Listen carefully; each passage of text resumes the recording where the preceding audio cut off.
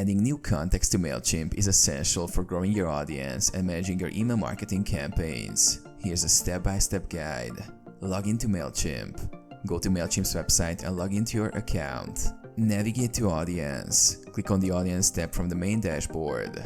Select your audience. Choose the audience to which you want to add contacts. If you have multiple audiences, make sure to select the correct one.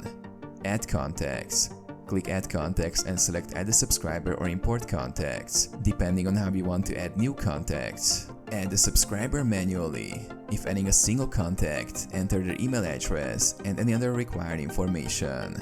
You can also assign text to categorize the contact. Click Subscribe to add them to your audience. Import contacts in bulk. For adding multiple contacts, click Import Contacts and choose a method. Follow the prompts to upload a CSV or Excel file, map fields to match Mailchimp's columns, and complete the import process. Review and confirm. After adding contacts, review your audience list to ensure all data is correctly entered and properly organized.